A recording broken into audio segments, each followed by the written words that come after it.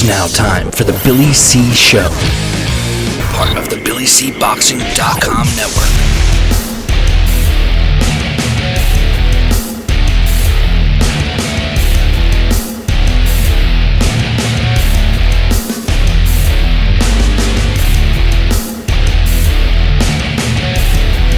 And we're coming to you live from the Billy C. Studios in Lake George, New York. I'm Bill Calogero, and it's time for the Billy C. Show. Good morning, good day, good evening, whenever you're watching, whenever you're listening. I hope you're doing okay today. Today's show is being brought to us in part by Sal's Neighborhood Pizzeria and Italian Restaurant located on St. Simon's Island in Georgia. Check out the website, www.salsneighborhoodpizzeria.com, or give my man a call, 912-268-2328, 912-268-2328.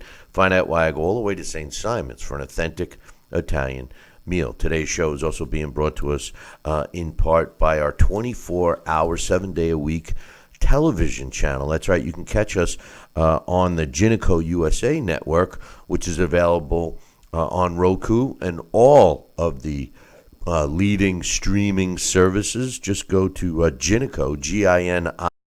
Tom Molyneux, From Bondage to Baddest Man on the Planet, is available right now where all good books are sold, and you can get a copy of this book right now while you're watching or listening to this very show. Just visit today.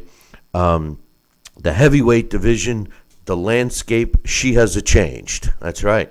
Last night, in a fight that, I got to be totally honest, I would have never in a million years thought that Andy Ruiz Jr. would have even challenged Anthony Joshua in a competitive fight, let alone knocking him out. That's right. If you missed the fight, you heard correctly. Andy Ruiz knocked out Anthony Joshua in the 7th round to become the new, pretty much unified heavyweight champion of the world. He is now the WBA, IBF, WBO, and IBO champion. The only title he does not have is Deontay Wilder's title. What's my thoughts on the fight? Well, we're going to be talking to Dax Khan a little bit later, Emily Harney, Alex Papali. We're going to try to hook up with Sal Rocky Senecola and get everyone's thoughts. But real quickly, listen, credit what credit's due. I'm going to say this. Everybody knows, especially people that have been following this show for any length of time, you guys all know that I was absolutely a huge fan, and still am, of Anthony Joshua. I've made statements that he's the best heavyweight out there, etc., etc., etc. I was shocked at the outcome. Anthony Joshua did not look himself at all. From the minute I saw him walking to the arena, something wasn't right. He was hurt and hurt badly. Never really recovered. Didn't fight. He had no defense. Andy Ruiz, to his credit, brought the action to Anthony Joshua, and Anthony Joshua acted like he didn't want to get hit. He acted like he was just there, the two guys smiling and thanking each other, and everything else prior to the fight. Very humble, press conferences, etc. Anthony Joshua, I believe, wasn't even thinking that it was going to be competitive, and next thing you know, he's knocked out. And I also have to be honest in saying this, there is no way that Anthony Joshua can stand up to Deontay Wilder's punching power. I'm sorry. Now, Andy Ruiz actually fights pretty well. If you go back and watch the film, the footage, whatever you want to call it, when he got hit, he would throw multiple combinations, or at least multiple punches at once. His punch output was the way you need to attack both Anthony Joshua and Deontay Wilder, in my opinion. The other issue that I noticed about Andy Ruiz, which I've noticed before, but sometimes he's a little, let's just say, conservative with his punches. He was throwing punches very accurately and very straight. He did not throw any looping punches. I mean, he was going for that, trying to set up the overhand right, but he was, when he would let his hands go, they were very straight, compact, and target, right, hitting the target pretty well. I mean, AJ, avoided a couple of shots. The other thing was when Anthony Joshua rocked Ruiz, he seemed like he was expecting him to just crumble to the canvas, and he was a little surprised. But the most alarming thing that I saw with AJ last night was he was out of gas by the third round. I mean, he was totally spent. He accepted the fact that he was knocked out. The referee asked him, "Are you ready? Are you ready?" He's leaning on the ropes like it was, in between rounds. He was not responding. I can't fault Griffin for stopping the fight. He gave Anthony Joshua the benefit of the doubt in a previous round when he didn't take a step forward, and the bell sounded to end the round. I know there was some talk last night on social media. Oh, AJ's been exposed. I don't know if I'm willing to say he's exposed. After all, he did beat Vladimir Klitschko. Are we to assume that Klitschko was that far gone? I disagree with that. But the bottom line is Andy Ruiz came to fight, and he put a whooping on Anthony Joshua. I thought that with the exception of one round, Ruiz was winning all the rounds. Anthony Joshua did not look like Anthony Joshua. He just seemed sedated almost. The official time was 1 minute and 27 seconds of the seventh round. Anthony Joshua loses for the first time in his career. He's now 22-1, with 21 of his wins coming by knockout. Andy Ruiz Jr., he improves to 33-1 with 22 knockouts. And if you recall, his only loss was at the hands of Joseph Parker, who many believe he won that fight. It was a split decision. The sad part about this fight for Anthony Joshua was it was supposed to be his United States debut at Madison Square Garden, sold-out crowd. A lot of English fans made the trek to see him live. There was a different atmosphere that was happening in Madison Square Garden. It seemed electric. We will have Emily Harney on a little bit later. She was there. A lot of the photos you see online were hers. But he just didn't. It may have been an electric atmosphere, and people were there to see him perform, and it was his opportunity to look good. But right now, I say to myself, based on the last couple of performances by Anthony Joshua, I got to admit that I think he's regressing. And if he and Deontay Wilder were going to step in the ring tomorrow, I don't give Joshua a chance. And despite his boxing ability, which far exceeds Deontay Wilder's equalizer, his power punch, will put Joshua to sleep. No disrespect to Andy Ruiz, but he does not possess the punching power of Deontay Wilder. The heavyweight division is totally turned upside down. And all we could use right now is Luis Ortiz to upset Deontay Wilder when they fight, and then we're going to have a lot of interesting situations or potential fights to unfold. One thing I got to say right now is if I had to pick the top heavyweight out there right now, I have to lean towards Tyson Fury. I mean, I don't think Tyson Fury is going to lose. I know Deontay Wilder has mentioned that he is going to be fighting him again after Luis Ortiz, but Deontay Wilder better look carefully at this fight and see what I think I saw, and that was Anthony Joshua looking past Andy Ruiz, even though he did not say he was looking past. He said he was focusing on the Ruiz fight.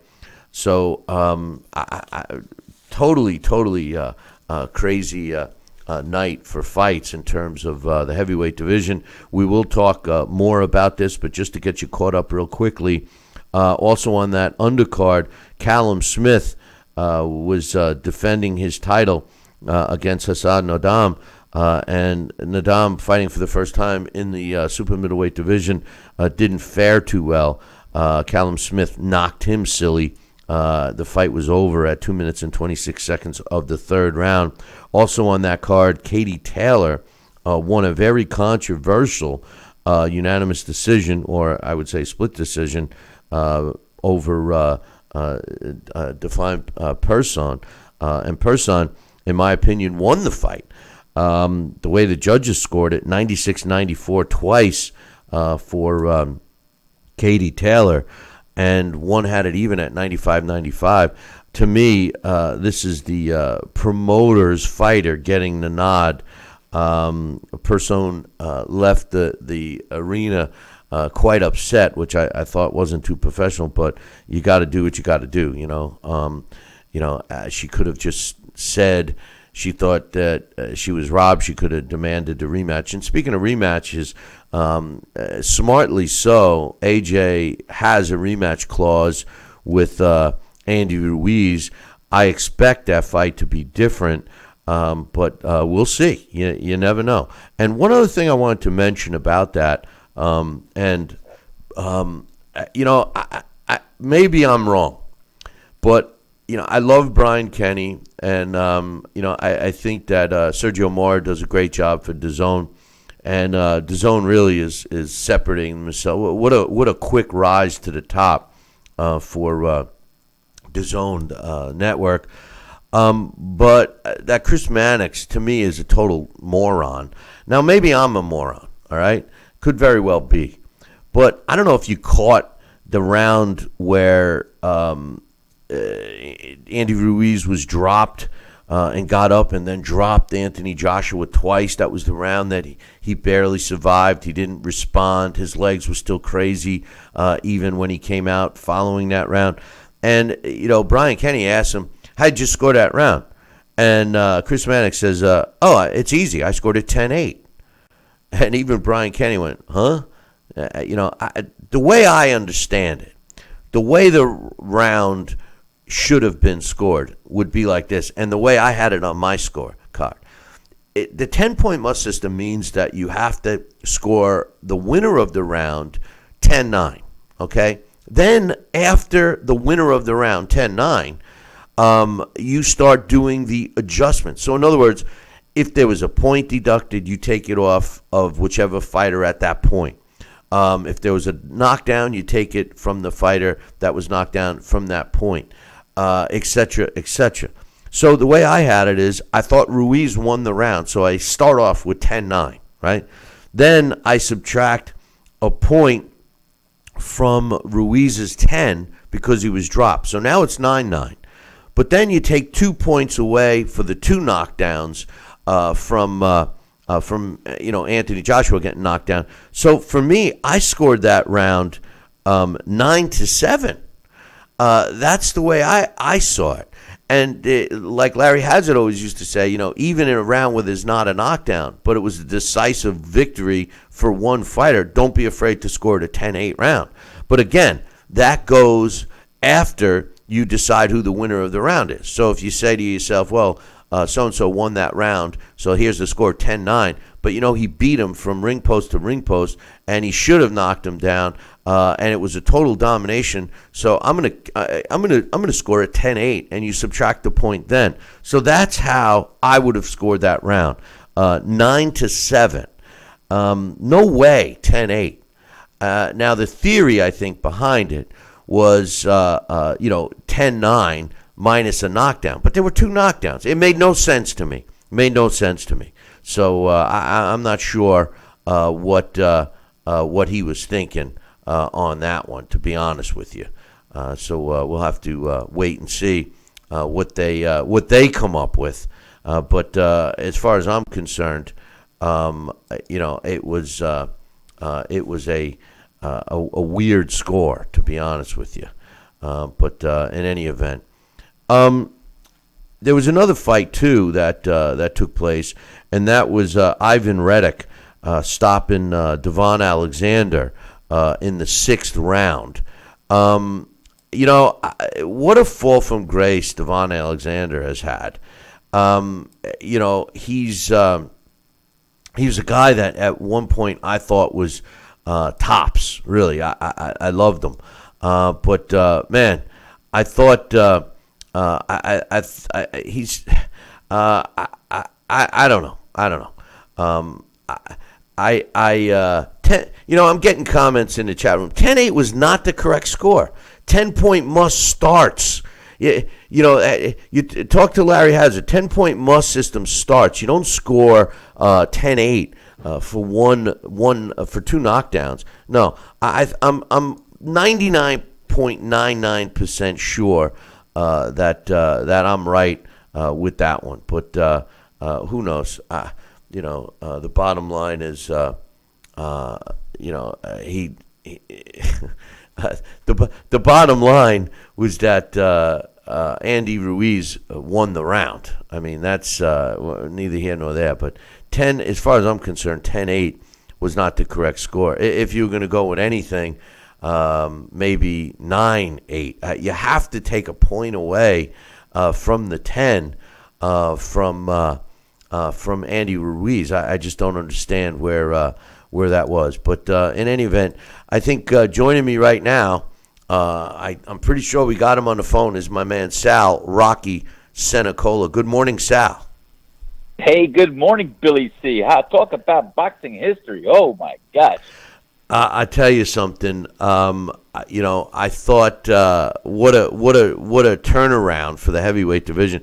What was your thoughts on the fight last night, Sal? Billy, I'll tell you, I watched the fight twice, and I don't know what else to say. As what we always do say, Bill. Any given night, anything can happen. And when you talk about heavyweights and punching and power, and Ruiz displayed some decent boxing skills.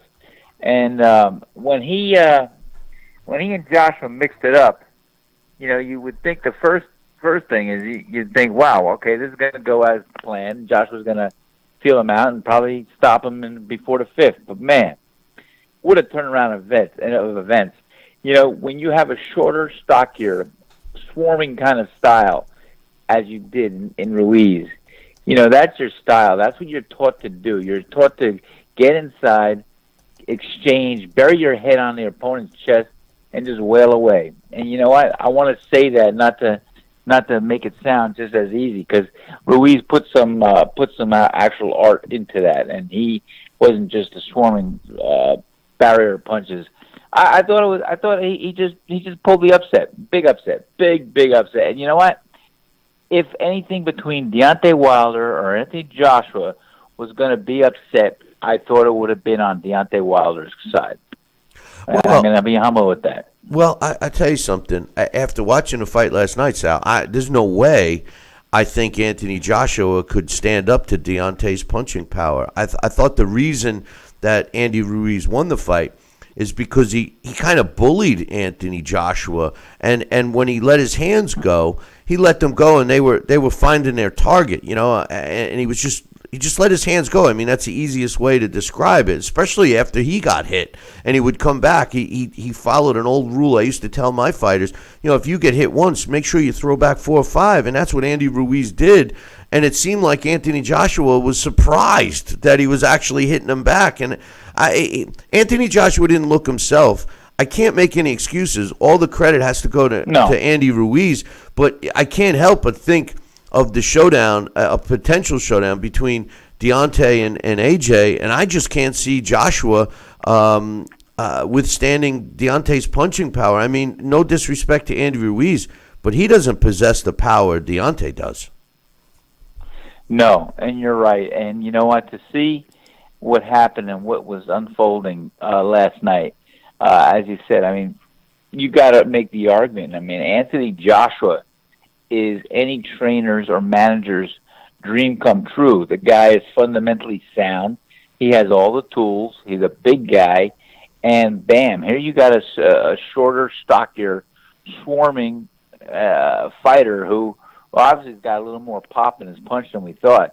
And man, he just let it on the line. He just, as you said, when Anthony Joshua would hit him, Ruiz came back with 2 or 3 answers, and that's the math you cannot get away from it. And I'll tell you what, it was a hell of an upset, hell of a surprise, and shocked the boxing world. Temporarily on his heels, and no pun intended. But I'll tell you what, it reshuffles that deck as far as the heavyweight complexion. What's going to be, and you can see a bunch of fights that can materialize from this, and you can see a bunch of fights that will never happen because of this. So it's like I said earlier in the text, it's reshuffling the deck as an underscore. Speaking of math, were you keeping score by any chance? You know what? I had Ruiz ahead, but to be honest, no, I did not keep score. I just wanted to watch this and see what was going to unfold. I did not watch it. Well, I did not watch it to score. I gave Anthony Joshua one round. I thought Ruiz won them all except for one, but there was the one round, and I'm being criticized. I was critical of Chris Mannix.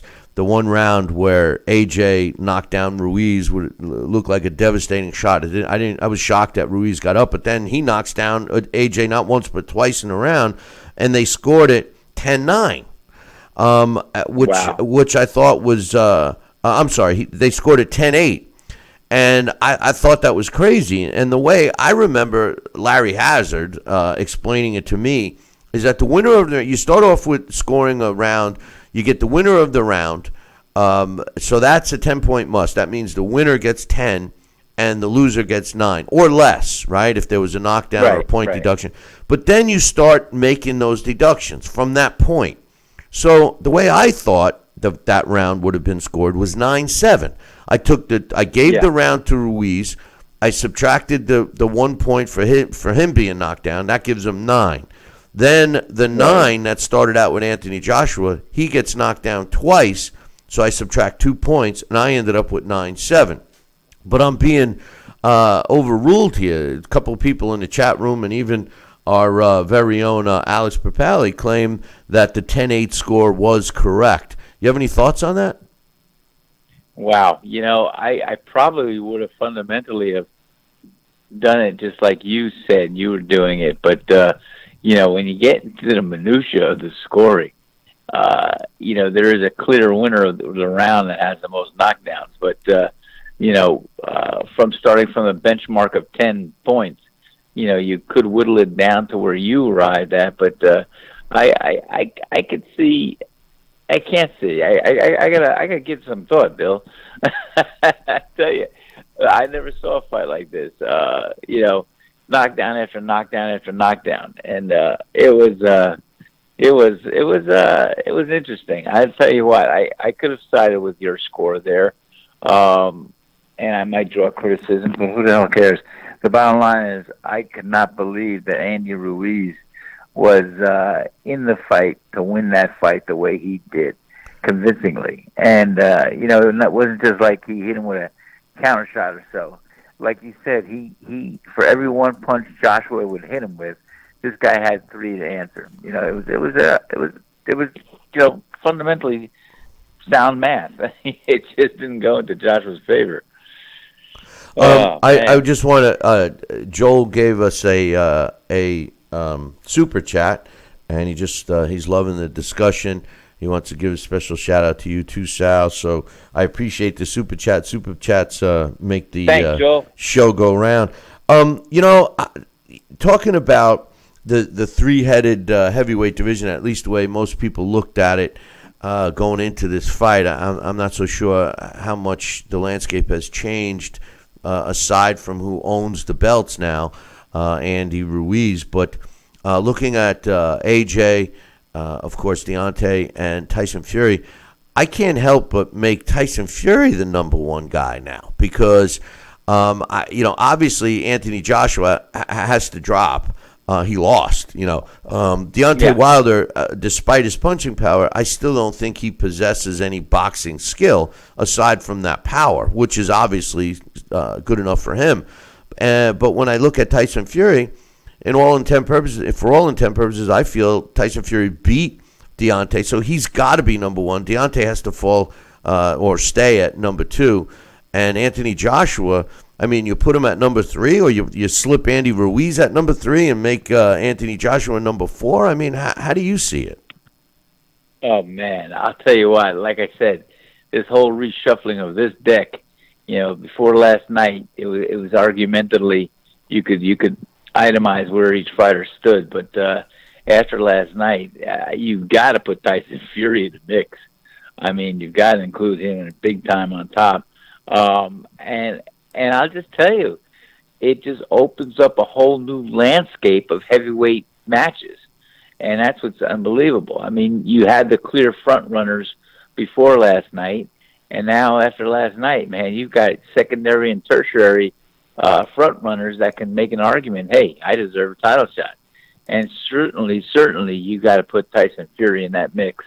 And it could be a very, very interesting turn of events when you put any one of these 3 or 4 fighters together. I'll tell you, Bill, I'm shocked. I'm still stunned. Well, and one thing, though, Sal, and I've said this all along, and man, did it come true last night.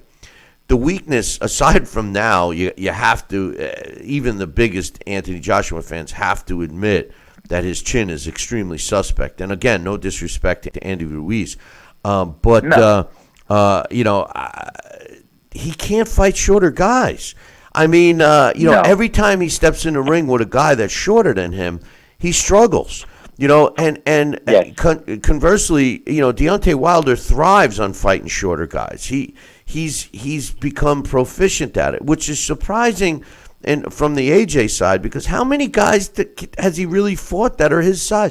I mean, every time he fights a guy shorter, he gets caught a lot. Takam did it to him. He struggled with Carlos Takam. He finally stopped him. Ruiz is a compact, short guy that throws a lot of punches and obviously can take a shot. He did go down, but Anthony Joshua looked extremely tired too, Sal. He looked like he was exhausted. I think that's the main reason they stopped the fight. He couldn't continue. He couldn't breathe. What's your thoughts on that? He looked so chiseled. He looked like he was in great shape. Well, he looked actually. He looked stunned. He looked like, wow, is this really happening to me? And I'll tell you what, he had that stoic look on his face when the referee, before he stopped the fight, was asking him this and that, and you didn't see any real signs of engagement or life in Anthony Joshua's eyes at that point, and that's why the referee called it. I think that Anthony Joshua, we definitely knew that he was vulnerable to shorter, choppier punches or so, and he didn't have the greatest chin, but he does have a decent chin. But the bottom line is, man, I'll tell you, it just proved to be that Ruiz was the winner that night, and I'm going to be interested in the rematch clause, which Eddie Hearn was quick to point out, and I'm sure they could build a whole big thing about that with drama, but. Anthony Joshua's a straight shooter. He's going to say, "Hey, look, I fought. I came in to win. I fought. I didn't come up to turn, but we're going to turn the cards around. You're going to see a new Anthony Joshua destroy Ortiz in the UK." I mean, that's the only argument they could have with that, and maybe it will be. But I think he stepped too far away from the pond with an opponent that said, hey, I'm going to take advantage of this. Hey, that's a great segue, and I got one more question before I take a break here. Do you think that his performance, whatever he's going to go back and blame it on, do you think that'll prevent him from coming back to the United States? I mean, because, what I noticed in that fight was it was an electric atmosphere at Madison Square Garden, sold out, something Deontay Wilder has not been able to do in the U.S. It's sold out. There's a lot of Brits there. There was just a different feel there, and he comes up short. Not only does he come up short, he gets knocked out. Does this prevent him from coming back to the States? I think in the analytical side of things, I think he's going to be a little bit hesitant or reluctant to come back to the States. But on the I don't give a damn, let's prove them all wrong, and the confidence side of him, and we say, hey, I want to jump right back in the pool. I'm going to show everybody I had a bad night, but I'm going to win. I personally think he's going to avoid the U.S. for a little while and go back to his comfort zone. I mean, he has everything he needs in the UK, and why not? I think we're not going to see him back in the United States for a while. They're, and if it goes to, go ahead. No, I was going to say one last thing. They're talking about having this fight towards the end of the year. I would like to see it sooner. I don't think that they should wait much longer. If they're looking to get his stock back to where it was, I would like to see this fight in a couple of months. What's your thoughts?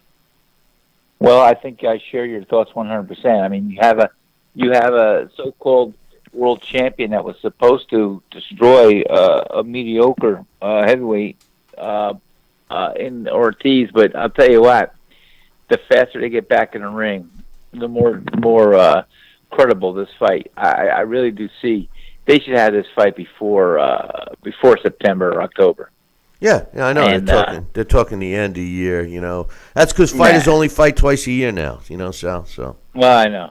Isn't that a shame? But no, I think this fight should take place probably September, maybe even August. I mean, it's still early, and I would tell you this: I'd say just jump right back in, and this way, Anthony Joshua could either say, hey, I did have an off night. I want to prove it that I'm just as devastating, just as this and that.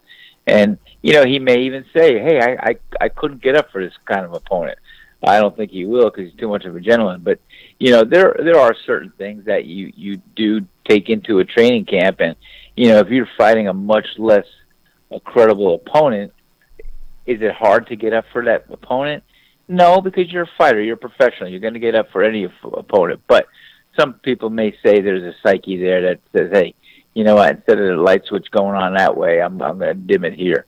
I think that Anthony Joshua has a lot to prove to himself now. This is going to be a battle and a showdown of fruition to him to see how tough and how ready and how resilient he can be. And I think he's going to want to prove it to the world going in that, hey, guess what?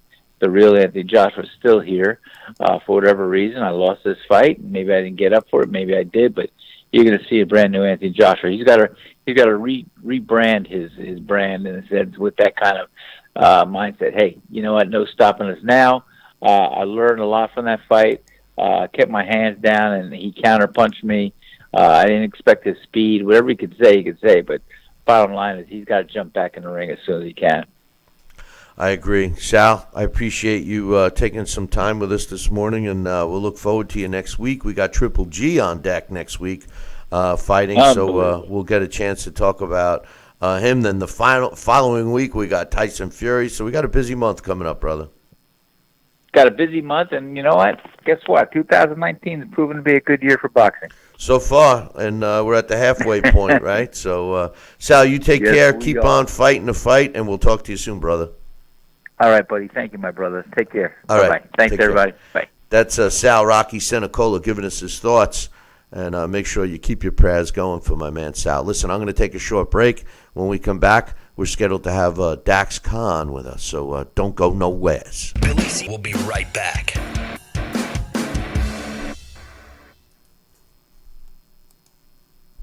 Broken air conditioning, $4,400. Failing refrigerator, $2,500. Don't let outrageous repair and replacement bills like these bust your budget. Get the First American Home Warranty Plan. And when a covered appliance or system breaks, we'll repair it or replace it for you. We had a high-end dishwasher go kaput.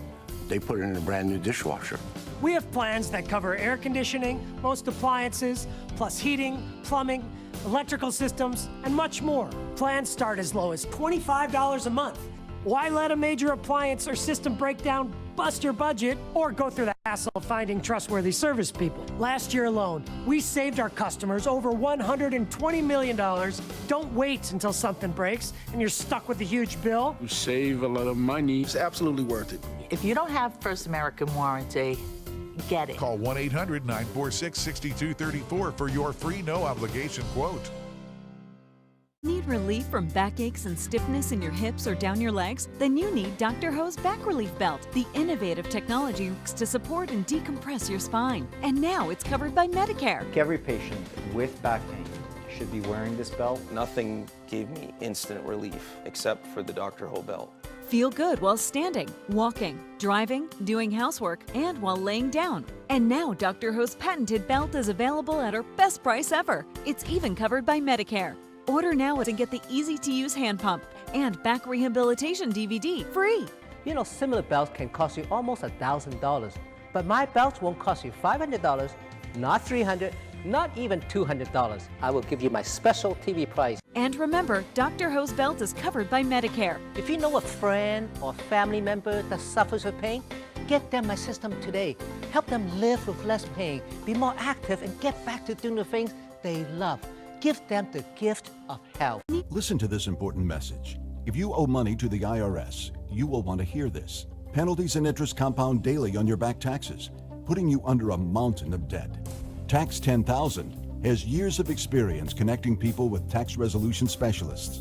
Working through the IRS Fresh Start program, they will handle all the necessary forms, and if you qualify, you may end up saving thousands of dollars. Call Tax 10,000 at 800-773-4604. Listen. Are you currently on Medicare? In other words, do you carry the red, white, and blue Medicare card? If so, are you suffering from chronic back pain? If you answered yes, you may be eligible for a pain-relieving back brace covered by Medicare at little to no cost, shipped directly to your home for free. These medical-grade back braces are ideal for lower back pain, arthritis, spinal disorders, and other chronic back problems. Will you qualify for a medical-grade back brace? Call Back Brace America at 1-800-290-8300.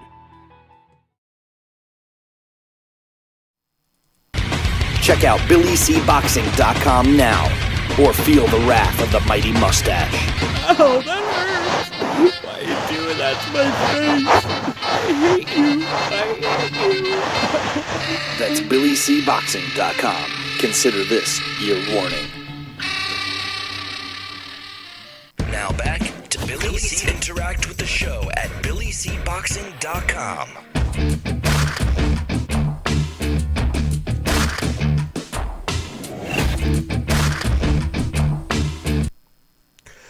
And we're back. You're watching and listening to the Billy C. Show. Glad you could be with us.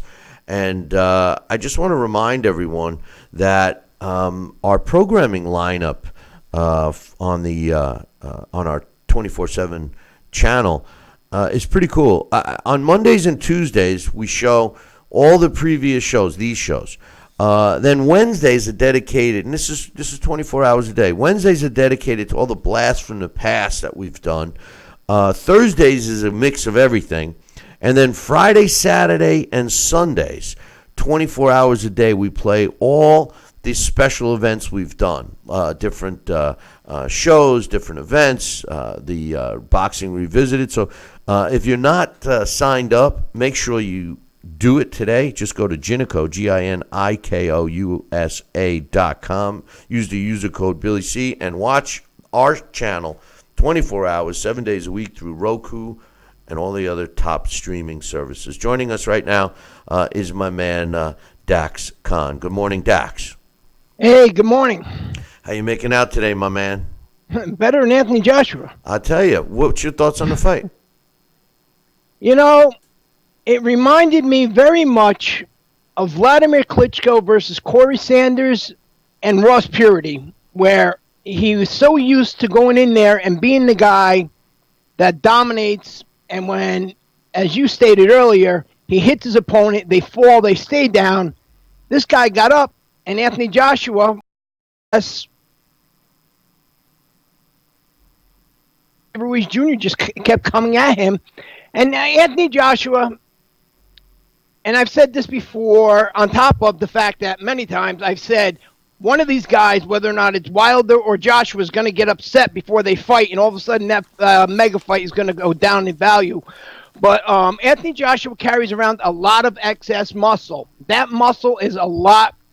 It takes a lot of oxygen to feed that muscle. This isn't the first time we've seen Anthony Joshua tired in a round or two. You know, Andy Ruiz Jr., you know, he's got incredible stamina, like Adam Konecki. You know, he can just keep coming, and that stamina is what allowed him to get up off that deck and just keep applying that pressure to Anthony Joshua. So, you know, was it a shock? Of course it was a shock. Nobody expected that to happen. But on the other hand, Anthony Joshua has shown a lot of flaws that need to be fixed that he hasn't really worked on because he's become so confident in his power, very much like a Deontay Wilder, except Deontay Wilder's got more of a one-punch power. And right now the sport doesn't have a Manny Stewart to fix these flaws.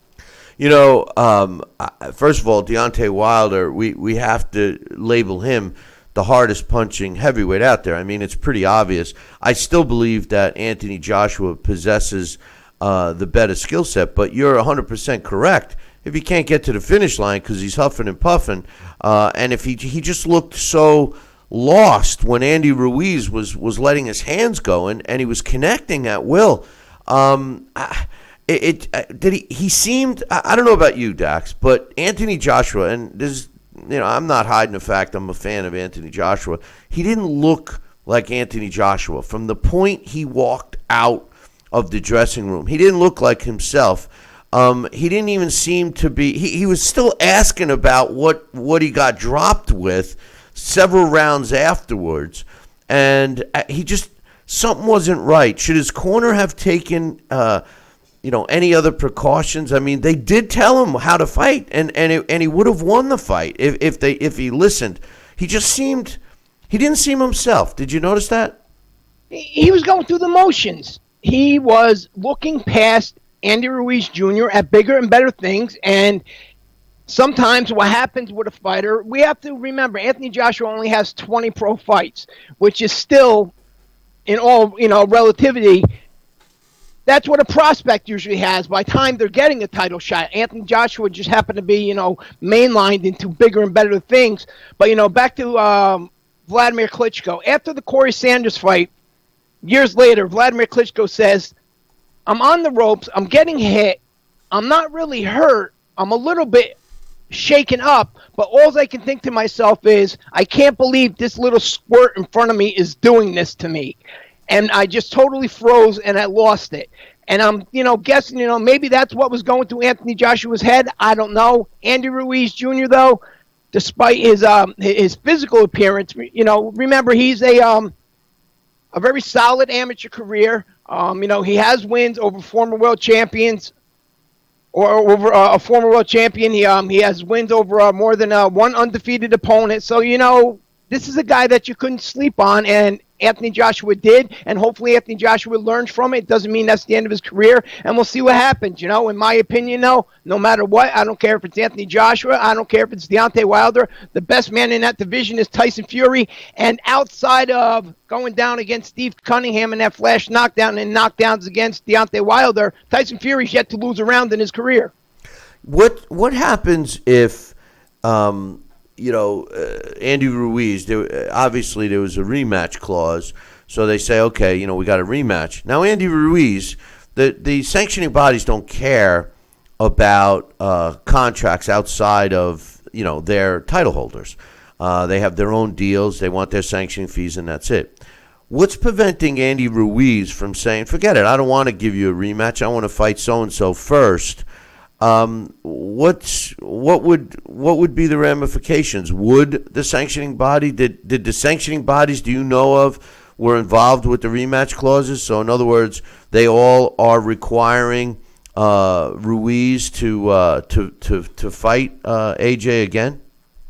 No, they're not all requiring. Remember, that's how Tyson Fury lost that IBF title in the first place. He wanted to give Vladimir Klitschko a rematch, and Vladimir Klitschko deserved the rematch. But that's why they took the IBF title from him, because they felt Charles Martin should have had that title shot, because Charles Martin was ranked number 1. So it all depends. I was wondering last night, I'm not sure what Andy Ruiz Jr.'s purse was for this fight, but me personally, if I was Andy Ruiz Jr., and looking at the broad landscape of things and the amount of opponents that there are out there right now, especially like an Adam Konecki or let's say a Joseph Parker or a Dillian White and so on and so forth, I wouldn't keep all those belts, because that's at least $1 million in sanctioning fees right there for those titles combined. I would pick the one of those titles, and then I would make myself a player in there. I would let those other guys go about their business while I made my money until I can work myself into one of those big fights. Yeah, but Dax, think about it. If he gives, if the rematch happens towards the end of the year in England, the amount of money he will make from one fight even assuming if he comes out on the wrong end, financially he's set for life. If he rolls the dice and goes the other way, he's certainly not going to make the kind of money he could make with the rematch fighting Anthony Joshua. And you're right, even if he got peanuts for the fight last night, that's not going to be the case when he gives AJ the rematch. So why take the risk of possibly losing to a Koznacki or anyone else for that matter? Anything can happen. He could be robbed on the scorecards. He could have a bad night. He could get caught. Whatever the case is, at least it's a guaranteed, humongous, life-altering purse that he would get for the rematch. I think financially the smart move is the rematch. The doors will still be open for him. Oh, absolutely. That would be the smart money. I was just basing my answer off of your statement on what happens if the sanctioning bodies jump in there and they pull, the normal sanctioning body politics where they just mucky up and make everything difficult. Then if I was Andy Ruiz, I would just pick one of those titles and I would remain a player inside of there, and then he'd still be able to make, some solid paydays. And as long as he didn't lose in one of those situations as you just described, he'd get himself a shot against one of the other guys. Well, that's what I mean. It's a win-win situation for him to take the money and then look ahead, after that. But anyway, you never know what happens with sanctioning bodies. You never know. I mean, for all you know, tomorrow all of a sudden you can't have tattoos to be a champion. All of a sudden you can't have blonde hair if you want to be a champion. All of a sudden you can't wear a certain kind of shoes if you want to be a champion. They make the rules up as they go along. You're right. You're right about that. A lot of discussion about that one round. Apparently, according to the most people, I scored it wrong. I was critical of Chris Mannix, who scored that round 10-8. 10-point must system, as far as I'm concerned, Dax, and we'll get your thoughts, was 10-point has to go to the winner of the round. So you start with the scorecard like that. So the winner of the round was Ruiz. So I start off 10-9. Then I this is how I did it. I deducted the points for the knockdown. So Ruiz went down once, so that's -1. That equals 9. And then AJ went down twice, so that's -2. That equals 7. On my card, I had it 9-7. And I'm seeing that a lot of people agree that the scoring should have been 10-8. And they're saying, well, it's 10-point must. Well, doesn't a point get deducted for his knockdown? How do you see it? Well, it starts with, 10 points. That's why it's a 10-point must system, of course. 9 points for the guy that the judges think loses and 10 for the winner. But, and of course there can be 10 rounds. But for each knockdown, you're deducting 1 point. And then another one for each additional knockdown. So last night in that situation, Anthony Joshua would have been a 10-7 round, but you're correct, because Andy Ruiz Jr. went down. That made it a 9-7 round. If the referee instructs the judges to deduct a point or something like that, that also factors into whether or not it could be a 9-8 or a 9-7 round.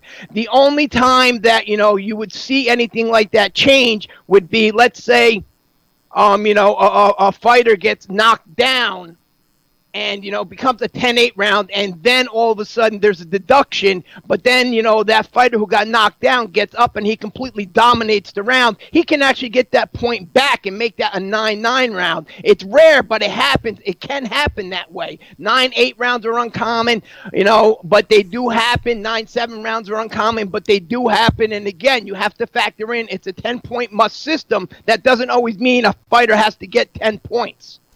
I always thought that it started with that, and you're right. It starts with 10 points. You're right.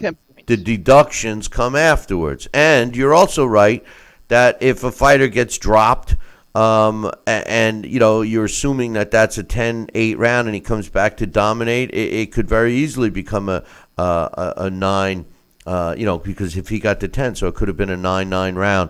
And also if there's not a knockdown, if a fighter beats another one from ring post to ring post, there's nothing wrong with scoring that as a 10-8 round as well. Right. Also, let's say, if a fighter wins a round but he's penalized, so let's say the fighter wins a round, he's penalized, and that all of a sudden, he wins, goes, it's a 10-point, he wins the round, it's a 10-9, but he's penalized, but now it's a 9-9 round. if you understand what I'm saying. So that's, you know what I mean? There doesn't have to be 10 points. So, last night, we'll say, for example, Anthony Joshua, let's say he won the round. There's no knockdown. There should be a 10-9 round. But, there was a deduction because Joshua hit behind the head or he held. Now it's a 9-9 round. It does not have to be 10 points. It's just a 10-point must system that they work with because that, more or less, in my opinion, it probably just came up because it's easy for the addition. We know these judges aren't all that smart. Well, this was, I don't know. I didn't even see what the official judges' cards were. I'm gonna see if I can obtain that. It was the Chris Mannix guy that said it. I think Joshua was ahead on one card by 1 point. I believe so. I could be wrong. I don't know how that was. I mean, to be honest with you, I had Joshua only winning one round. I had Ruiz landing more punches, and I mean I didn't say that was my score. I'm just saying I think that's what they had it. Yeah, well, I think the rematch will happen, and I also think that the fight won't go to distance. Somebody's getting knocked out, and styles make fights. And it surprised me because Anthony Joshua has always seemed to have trouble with the shorter guy. You think Jarrell Miller is really upset with himself at this point because he probably sees himself, shocking AJ the way Ruiz did. I always thought that Ruiz was a way better fighter than Jarrell Miller.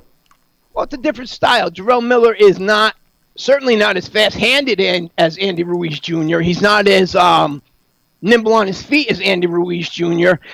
And, he certainly doesn't use the angles that Andy Ruiz Jr. does. So Andy Ruiz Jr. is a better fighter overall. Jarrell Miller's style, more or less, where he stays on the ropes 90% of the time, uses his weight and counterpunching, that would have more or less played into Anthony Joshua's, pros, to his pros.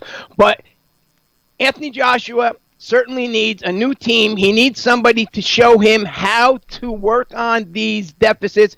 And I can't stress, this is where we realize guys like Manny Stewart were such masters at taking guys that were good, using their flaws, and making these guys into great.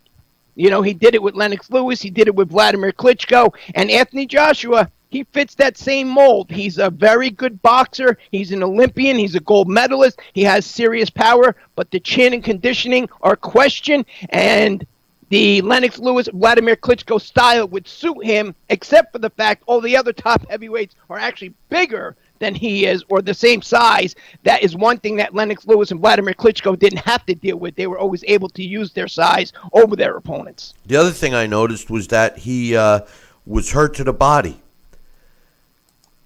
Yeah, and again, just because a guy has all these muscles doesn't mean that they're invulnerable. And it doesn't mean, it doesn't mean that, there's always that one soft spot on everybody, no matter, that's where the old expression, the sweet spot, came from. That doesn't always mean the chin. There's always that one spot on the body that's vulnerable. Anthony Joshua, in my opinion, he has to lose weight. He has to get down to about 230 pounds. Then he'd be more effective. Lennox Lewis, Vladimir Klitschko, I hate to keep bringing them up. But again, both guys were the most dangerous between 230 and 240 pounds. There was another fight on the card I wanted to get your thoughts on, and that's Katie Taylor against Persoon. Did you agree with the scores? I think Katie Taylor got Salido last night. By that, I mean she's, a complete fighter. She is an Olympian. She was expected to go in there and dominate, but she had never dealt with the style of a Delphine Persoon. Same thing as Lomachenko never dealt with the style of an Orlando Salido, so he didn't know how to react. Same thing with Katie Taylor. She allowed herself to get caught into those brawls. And Delphine Persoon, even though she's not well known in this country, understand she has a solid resume. She's got 5 or 6 world champions underneath her, not just belt holders, but world champions. This was no paper champion. This was somebody that they thought they were bringing over as a showcase for Katie Taylor, but they made a mistake. Katie Taylor, you're not going to be able to, go out there and stand there and trade with somebody like a Delphine Persoon. And, that's her bread and butter. There's a reason why she had 13 prior title defenses. What's your thoughts on Deontay Wilder announcing that he will be fighting Ortiz. He also made some statements about, hey, what's the problem? I could fight Ortiz 3 times. I could, and prior to the fight last night, it just seemed like he was really, putting off the potential showdown with AJ. Does he look now and think, well, you know what? Let me try to secure a fight with Ruiz so I can collect all the belts? Or does he think, oh, wow, AJ is nothing. He'll never last, against my punching power? I mean, there's got to be a lot of things going through Wilder's mind if he even can think clearly. The first thing's got to be going through his mind is, wow, I really blew a good thing. Exactly. Win or lose. Exactly. The $100 million offer that he was given for that 3-fight deal on DAZN, with one easy warm-up fight, he could have fought anybody. He could have fought the guy that delivers Chinese food in his first fight there, and then they were hoping to get the Anthony Joshua fight later this year, and then there was going to be that guaranteed rematch where, not only was there going to be that DAZN money, but there was also going to be money with revenue, with the gate, and so on and so forth. But right now, after that knockout, a lot of international interest has lost on that fight, so all of a sudden the value on that fight went down. Now, with Andy Ruiz Jr. being with Top Rank is not just going to say, you know what, I'm going to feed my new champion right now and put him in with Deontay Wilder. I want my guy to make a little bit of money first, and then we'll see about a unification bout. But, Deontay Wilder, he's not going to make that type of money if he fights Ortiz 5 times, 6 times, 10 times. He's not going to make the money he would have made if he would have signed that deal and fought Anthony Joshua later this year. Now, they were probably on the phone with each other last night, 1, 2 o'clock in the morning, going, hey, mate, how the hell we screw this up? Do you think that Ruiz is still with Top Rank? Do you know that for sure? Because I saw some of PBC guys in his corner. He was with Top Rank as of last week. Yeah, that's what I thought. One last thing, Dax. Wang Hang Menothin, 53-0. How come it's not in big news? Because of the division. Same thing it was when Ricardo Lopez, when he was, the great Ricardo Lopez, with his record. Only the very boxing purists even, know who he is or even talk about it or, or credit it. Because of that low division is why, and they don't get to see them perform and exactly how good they are. Rung Visai is a perfect example. On paper, nobody really thought much of him until what he did to Roman Gonzalez. And then when people started doing research, they're like, wow, this guy's a really good fighter. That's the only reason why. Before we go, though, Bill, let me ask you, what did you think of Callum Mundo Smith? I tell you, he destroyed Nassam Nadam, which didn't surprise me. Nassam Nadam is not the same fighter. I don't even know if he ever was. He was even already making. You know why I wasn't surprised at all? Because before the fight, he kept saying, "Well, it's the first time at this weight. I'm going to try my hardest." That was like already given up. That's not his first time at the weight. He's had 10 appearances at super middleweight in his career. I wonder why he said that. He did say that. He did say it was. I know, but he has against lesser competition. But he has had 10 appearances at super middleweight in his career. But Callum Smith last night did what AJ was supposed to and put on a showcase and let everybody know. You know what? You heard about me. And this is me. I am the king of this division. Now everybody else has to sit there and say, you know what? If you want to be the man at 168, you got to fight Callum Smith. What I love about him is he's so relaxed. He hits so hard. I would definitely love to see a unification with him and Billy Joe Saunders, Caleb Plant, or Anthony Durrell. As of right now, I don't think anybody's going to be in a rush to get into the ring with him, especially since winning the World Boxing Super Series, and just dominating that. I mean, this kid right here is teetering, on being a superstar. And with Eddie Hearn and DAZN behind him, you know what? This kid and Canelo, that could be a super fight within the next year. Yeah, that's a good one. 26-0, 19 knockouts is where he stands now. But, Dax, appreciate it. Look forward to next week. We'll talk about post-Triple G's fight. He's up next. You know what? Who knows what happened next week? It's going to be at the Garden again, and DAZN has been delivering a lot of surprises. You're right. You're right about that. All right, my man. I'll talk to you soon. All right, take care. That's Dax Khan. Check him out up on the website. Hey, listen, we're going to take a short break, and when we come back, we're scheduled to have Alex Papali join. But don't go nowhere.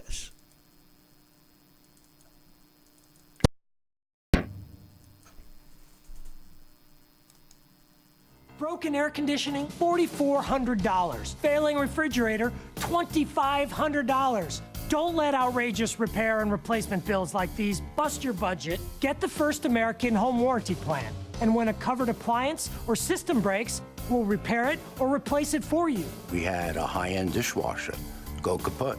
They put it in a brand new dishwasher. We have plans that cover air conditioning, most appliances, plus heating, plumbing, electrical systems, and much more. Plans start as low as $25 a month. Why let a major appliance or system breakdown bust your budget or go through the hassle of finding trustworthy service people? Last year alone, we saved our customers over $120 million. Don't wait until something breaks and you're stuck with a huge bill. You save a lot of money. It's absolutely worth it. If you don't have First American Warranty, get it. Call 1-800-946-6234 for your free no-obligation quote. Need relief from backaches and stiffness in your hips or down your legs? Then you need Dr. Ho's Back Relief Belt, the innovative technology to support and decompress your spine. And now it's covered by Medicare. Every patient with back pain should be wearing this belt. Nothing gave me instant relief except for the Dr. Ho belt. Feel good while standing, walking, driving, doing housework, and while laying down. And now Dr. Ho's patented belt is available at our best price ever. It's even covered by Medicare. Order now and get the easy-to-use hand pump and back rehabilitation DVD free. You know, similar belts can cost you almost $1,000, but my belts won't cost you $500, not $300, not even $200. I will give you my special TV price. And remember, Dr. Ho's belt is covered by Medicare. If you know a friend or family member that suffers with pain, get them my system today. Help them live with less pain, be more active, and get back to doing the things they love. Give them the gift of health. Listen to this important message. If you owe money to the IRS, you will want to hear this. Penalties and interest compound daily on your back taxes, putting you under a mountain of debt. Tax 10,000 has years of experience connecting people with tax resolution specialists. Working through the IRS Fresh Start program, they will handle all the necessary forms, and if you qualify, you may end up saving thousands of dollars. Call Tax 10,000 at 800-773-4604. Are you currently on Medicare? In other words, do you carry the red, white, and blue Medicare card? If so, are you suffering from chronic back pain? If you answered yes, you may be eligible for a pain-relieving back brace covered by Medicare at little to no cost, shipped directly to your home for free. These medical-grade back braces are ideal for lower back pain, arthritis, spinal disorders, and other chronic back problems. Will you qualify for a medical-grade back brace? Call Back Brace America at 1-800-290-8300.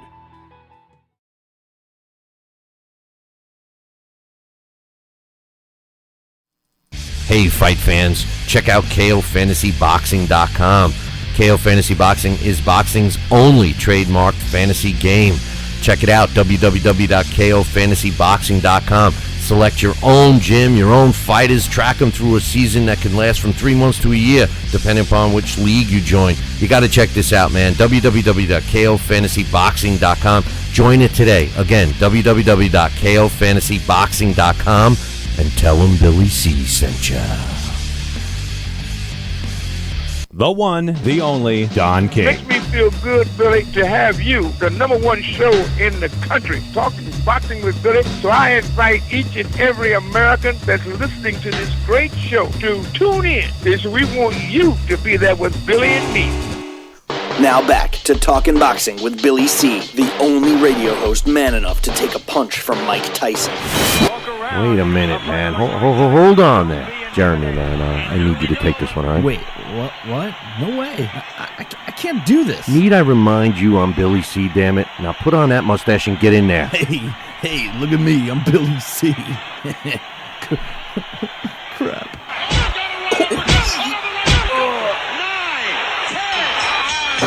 The undisputed heavyweight champion of Boxing Talk Radio. It's Talkin' Boxing with Billy C. Now back to Billy C. Interact with the show at BillyCBoxing.com.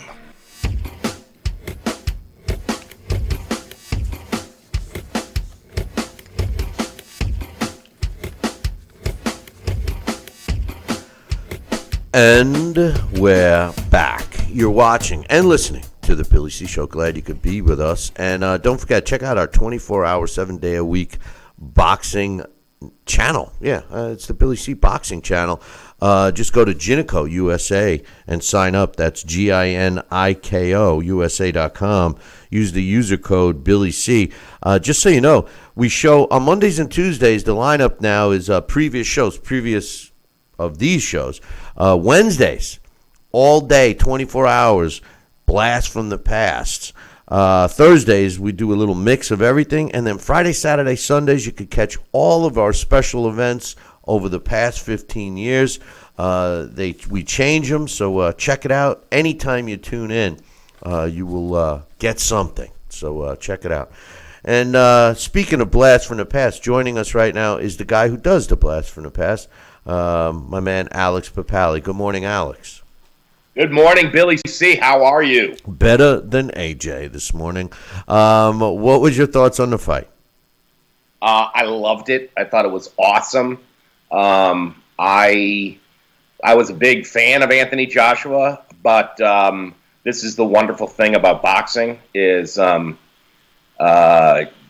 you could break up and fall in love again all in one night. Now that Ruiz apparently is signed with the PBC, and based on the PBC's history of kind of avoiding big fights. I mean, they took this particular fight. It was one of those deals where it's you can't resist. You just can't say no. Now all of a sudden they find themselves with two champions in the heavyweight division, the two champions, Andy Ruiz and, of course, Deontay Wilder. Do you see them honoring the rematch clause? And if not, what repercussions does AJ and Eddie Hearn actually have? I mean, as far as I know, the sanctioning bodies don't give two craps about what the contract says. They just care about their sanctioning fees. What's your thoughts? Yeah, I mean, I think it's fascinating. It's amazing. It has disrupted the landscape of the sport, both financially, promotionally, as well as in terms of the shuffle, as Sal was saying, the shuffle of who's the best. I think in terms of upset, it's not as big as Buster Douglas over Mike Tyson, but as you're pointing out, financially, it might be bigger than Buster Douglas over Mike Tyson because of it really speaks volumes that they should have made the Wilder versus Joshua fight. That should have been it. That should have been against Wilder, and Joshua would have gotten flattened. But see, that's just it. You can't quite say that. It's easy. It's tempting to say that because if he's that vulnerable and that chinny from a guy like Ruiz, Wilder would have knocked him into next week. Exactly. However, I think he would have been a lot more wary about getting hit by Wilder than he was about Andy Ruiz.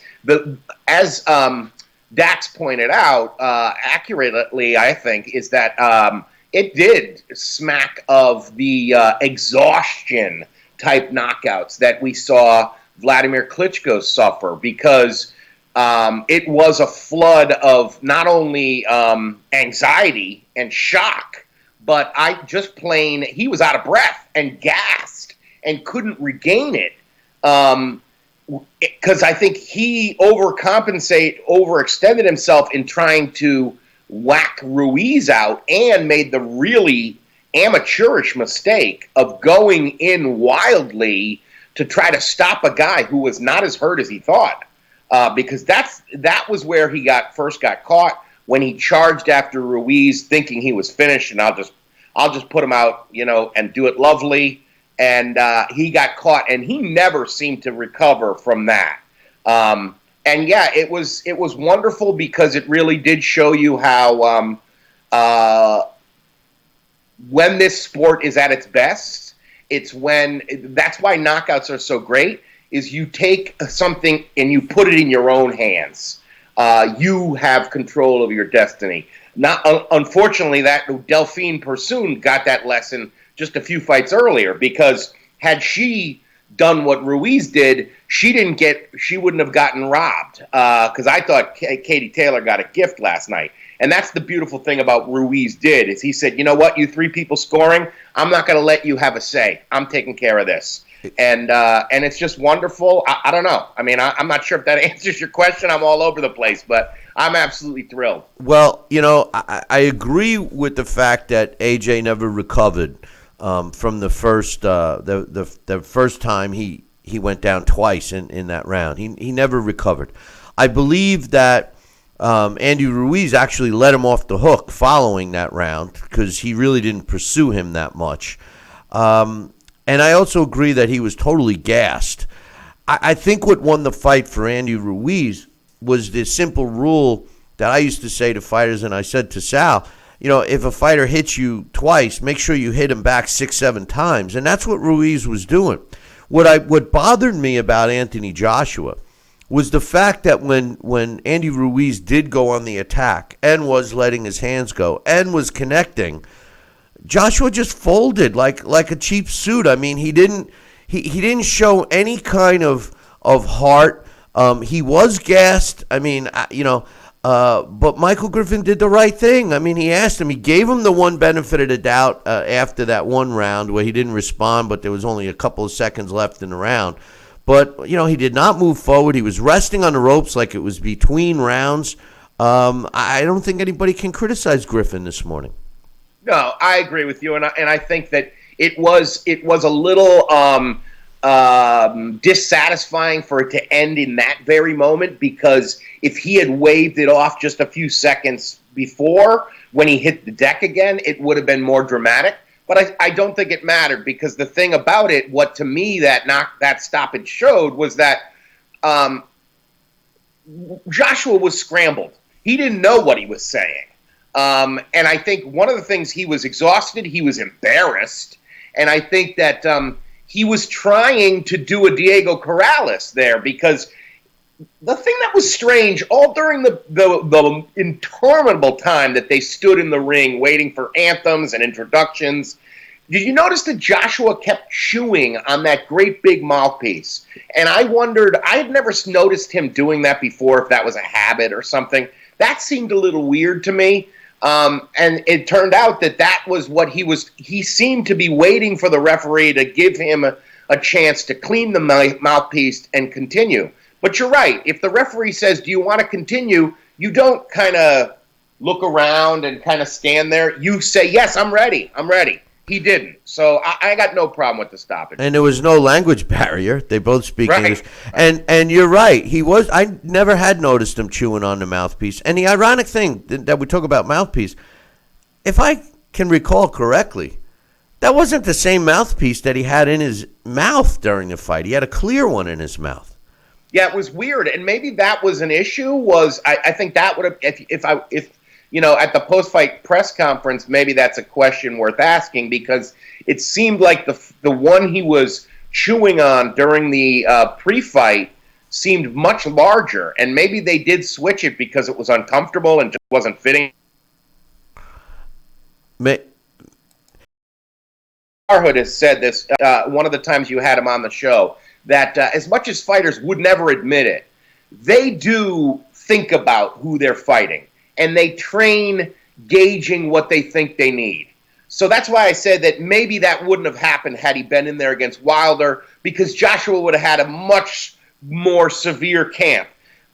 Hubris here was definitely a factor. How much was being in New York City, having a lot of other things on his mind, that this was a big event, this was sort of a coronation for him, his American debut. And yeah, I'm just going to whack out this chubby Mexican.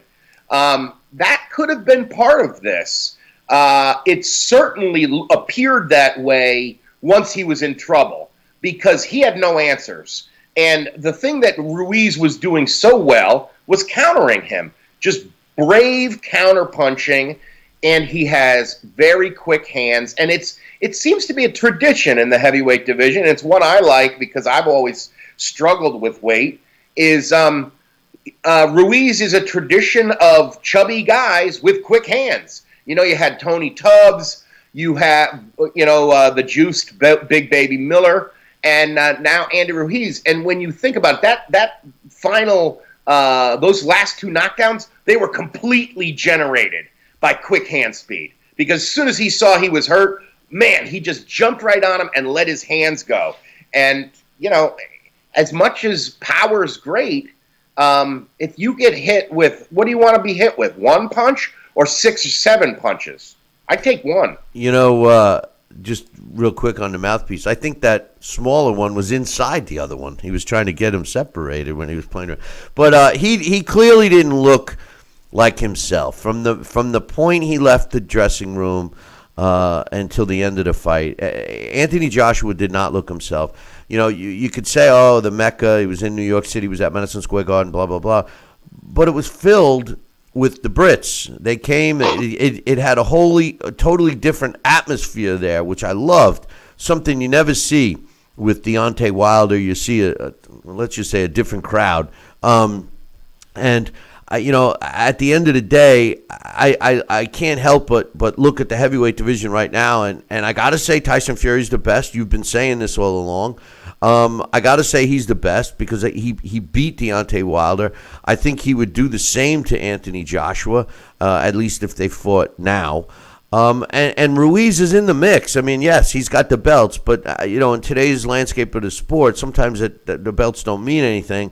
But in this case, they do. And I can't help but look, if he is a PBC fighter now, at the potential matchup between Deontay Wilder and Ruiz. I have a feeling the way the PBC operates, they are not going to honor that rematch as their next fight. They are going to take another fight, and it's going to cause some division with the belts. Some of the belts are going to stay the course and let a rematch happen. Others are going to strip. We're going to have a fractured heavyweight division more than it is right now, and everyone's going to claim they're the best. But I can't help but look at a potential matchup between Ruiz and Deontay Wilder. And to be honest with you, although Deontay Wilder possesses equal, if not more, power than Anthony Joshua, I think his wildness would even make it easier for Ruiz if Ruiz employs the same game plan he did against Anthony Joshua. That is, coming forward and letting his hands go. Yeah, I guess the only thing that makes me hesitate with Wilder is he hits so hard. Harder than AJ? Harder than AJ? Yeah. Oh, yeah. Yeah, I think so. And I mean, and Ruiz has a hell of a chin. That knockdown, that was a tremendous knockdown that he got up from. And that has gotten completely lost because everything he did after getting dropped has eclipsed the fact that he went down and went down hard. I think that, I don't know, I agree with you. I still think that Tyson Fury is the best of them, of the heavyweight champions. I'm not so sure. I don't know. I do think Joshua beats Ruiz in a rematch.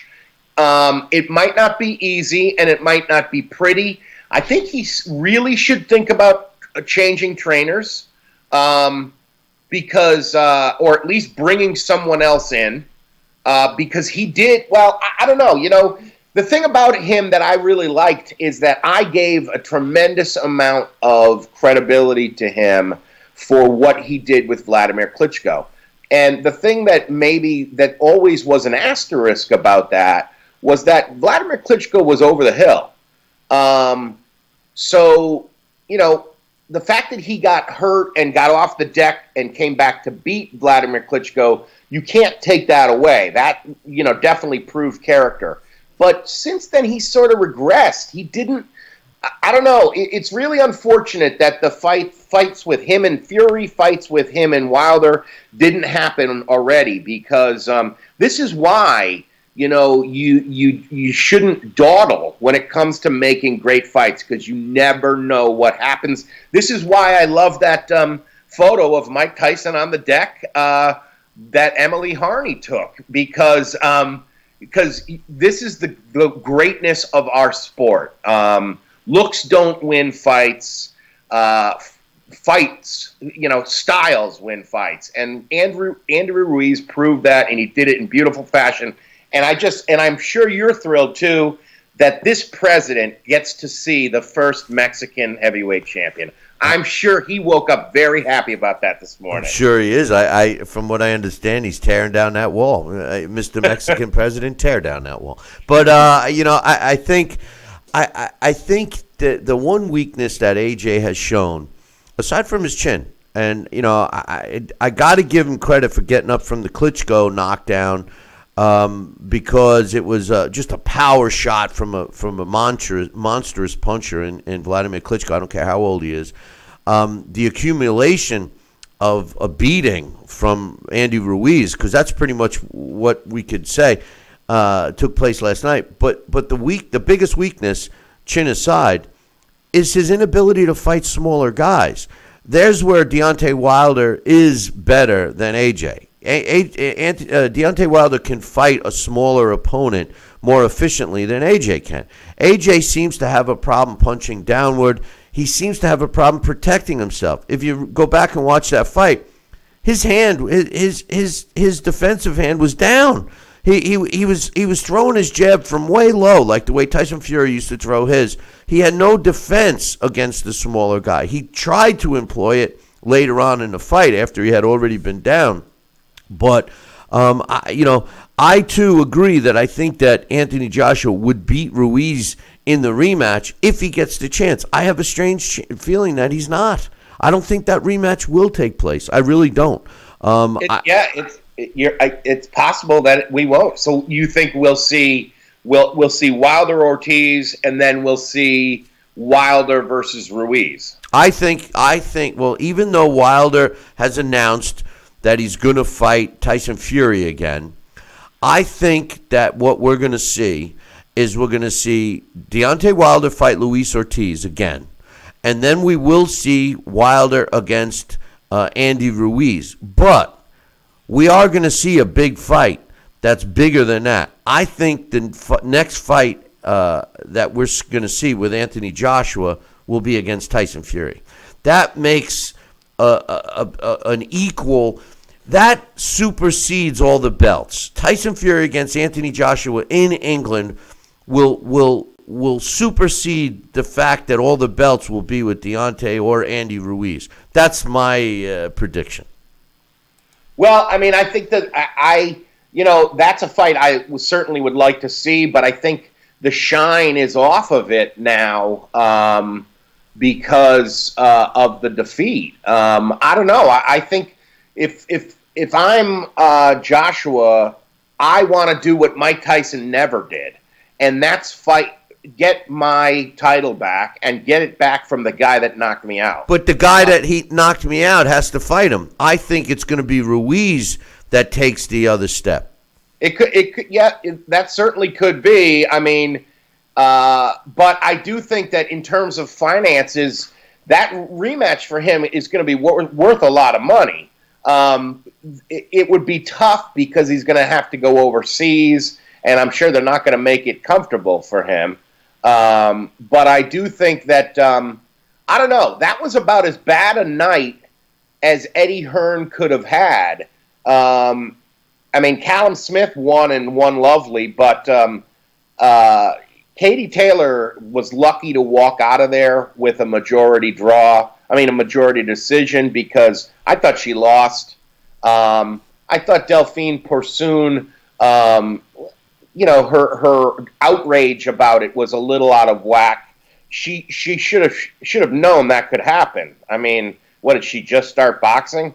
That tends to happen. That you see that the close decisions break in the favor of the promoter's fighter from the club level right on through in our sport. So, I'm sure she did hammer Katie Taylor. And I mean, Katie Taylor, she didn't even sound the same. Her voice, that's the thing about our sport, that it is like nothing else. She's posing for pictures. She's doing interviews. You could tell she probably never felt that exhausted and that beat up in her life. I don't know why they weren't using an end swell in the corner on that eye of hers. Yeah, it was a tough night to be a matchroom boxing fighter last night. It was another good night for DAZN, though. They are coming through. And, one last thing I wanted to throw back at you. You indicate, and actually Dax said the same thing, that maybe it's time for AJ to get a new team or at least a new trainer. That's a tough one. The trainer wasn't misinforming AJ. AJ wasn't listening. The trainer told him to use his arm reach and distance and box the guy. He says you could box him all night. He can't get close to you. Don't let him, get in range, et cetera, and Anthony Joshua didn't do it. Now, if it's part of the training regimen in terms of overtraining or not being able to go into a fight with enough fuel in the tank or utilizing the fuel in the tank, well, then bring on somebody that can manage that part of it, because it's strange when you see two physiques the way we did last night, and the chiseled, muscular, he's in brilliant shape, as all you heard from the announcers, is the guy huffing and puffing and becomes so tired that he can't even answer the referee, which ultimately cost him the fight. There's where I think he needs some help. It's not so much the trainer in terms of boxing. I think it's conditioning and how to condition and where to build up those reserves of fuel, because he's shown that to us before, Alex. Yeah, you're right, and I think that I think you're absolutely right in terms of the conditioning. I think Dax has a point too, that his great big muscular body could be a hindrance. Remember, boxing is an endurance sport. It is not a power sport. Even in the heavyweight division, that's exactly what we saw last night. Endurance and quick hands is what you'd rather have rather than a 12-pack of abs and huge power. If you want to box and do well in this sport, endurance is much more important than anything else. Those 3 minutes are a long ass time. And the other thing about it is anxiety, adrenaline, those things affect your conditioning as well. And I think that was a major factor, because like Dax was pointing out, just like with the Vladimir Klitschko thing, when you have a guy like this, and I can't help, I think it's hubris to some extent. When you're the guy who should be winning and that is not happening, and something completely alien to what you expected is happening, that takes a lot out of you. And he was not ready for that. But I do think that in terms of because we did see him do well and box well against a smaller guy, against Alexander Povetkin. However, the difference, I think, was that, and this maybe not his team's completely his team's fault, because remember, he's a late sub. So they might have been thinking Jarrell Big Baby Miller. And now they have Andy Ruiz, who maybe, he's got a little bit similar fat percentage, but that's about it. Because the thing about it was Andy Ruiz was very quick at closing that gap. Every time Joshua jabbed at him, he opened himself up to being vulnerable. That probably wouldn't happen as much with Miller. And I think that was what got Joshua to hesitate so much. So I don't know. I think that would be different when if we see a rematch, because he'll only, from now until then, the only person that's going to be on Joshua's mind is Andy Ruiz Jr.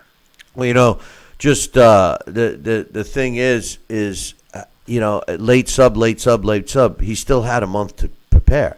If they didn't alter their game plan, if they didn't review and do their research on the fighter they were fighting, and if they were just looking at the physique and figuring it was the same, then shame on them.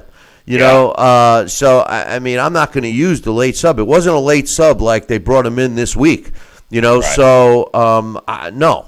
I think that the similar physique was an issue, because they wanted to maintain that because of all of the sparring they were bringing in for him, et cetera, et cetera. And yeah, the Povetkin fight, that's a great point. But Povetkin's style is more, it's more suited for AJ. You know, he's there. His hands aren't that quick. He tries to break down his opponents. Plus, he was no spring chicken. Plus, he'd been in a lot of wars. Yes, he possesses power, probably more than Ruiz. It wasn't the power that knocked out Anthony Joshua. It was the accumulation of the solid punches and the lack of answering. He didn't know what to do when he was in trouble, Anthony Joshua, which was alarming. Here's a guy that's supposed to be the best heavyweight, and he kind of folded. He'd go in on the attack. He would land a couple of punches. Ruiz comes back with twice as many more, and he kind of cowered. He kind of curled up and was anticipating the blows rather than trying to prevent them or move out of the way. Why didn't he move? Why didn't he go to one side or the other? He didn't even do that. He didn't even do that.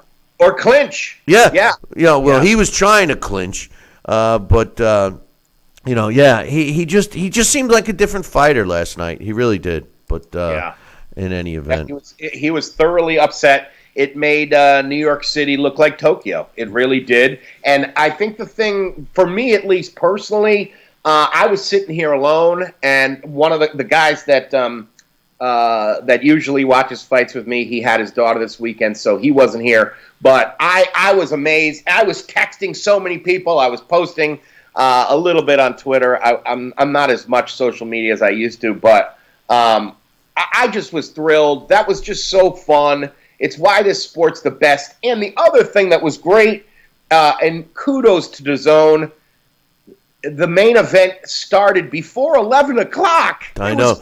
Did you notice? We got to go, but did you notice the sign on Anthony's dressing room?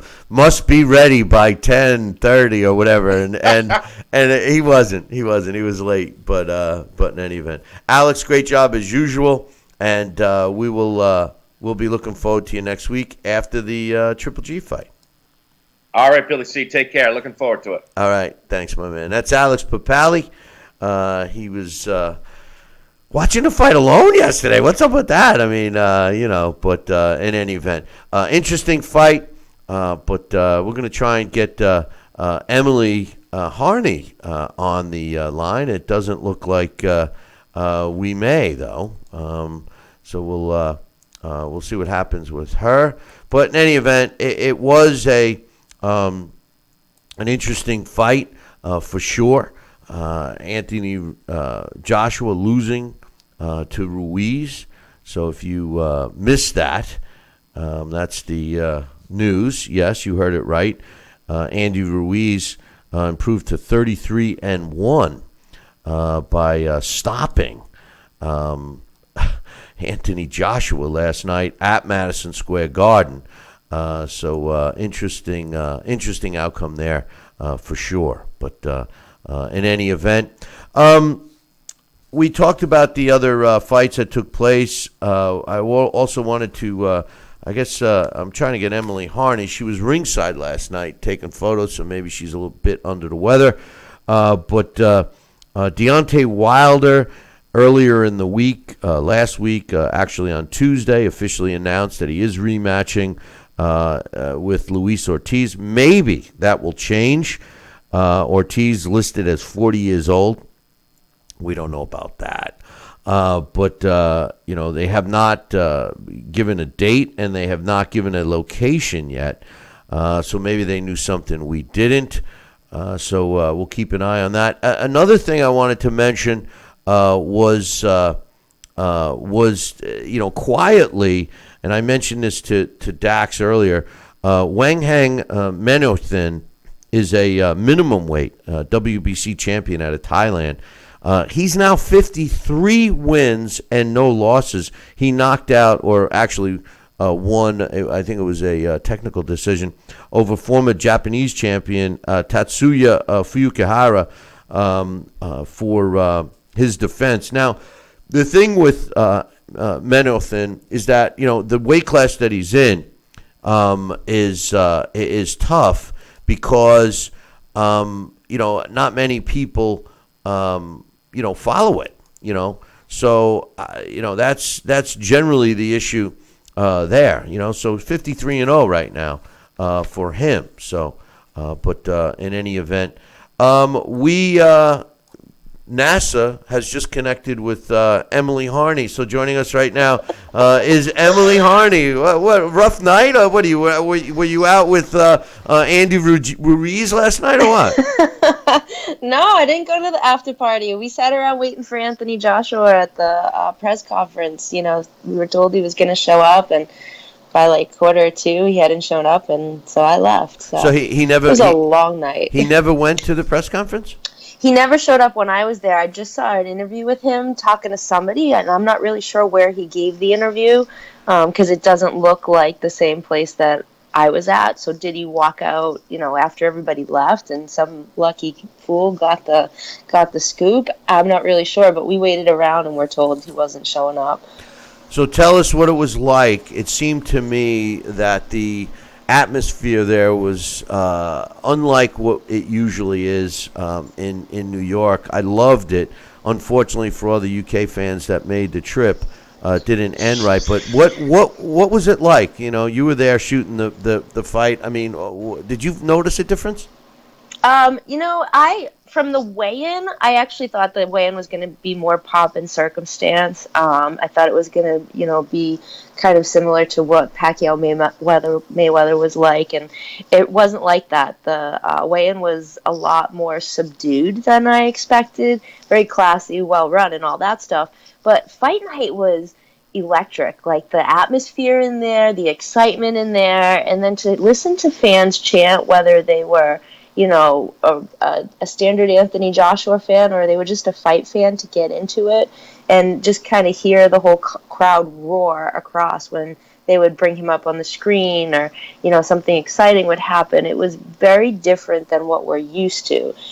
It wasn't, even when he went down, it wasn't a point where I was afraid people behind me were going to start throwing things or like freak out. I think we were all in such shock as the way things were going that there was no time for anybody to like rebel, because we watched this specimen of a fighter come up for so long to all of a sudden see him get knocked down. I think everybody was trying to like catch their breath. Like, what did I just see? But the support, it wasn't like people were upset in a way. I think we all were just trying to take everything in that we just witnessed. So it was a great way to watch a fight. It was a great place to see this fight. I didn't want to see it go down the way that it did, but it's boxing. One thing that's great about the British boxing fans is that they don't look at a fighter's career being over after a loss.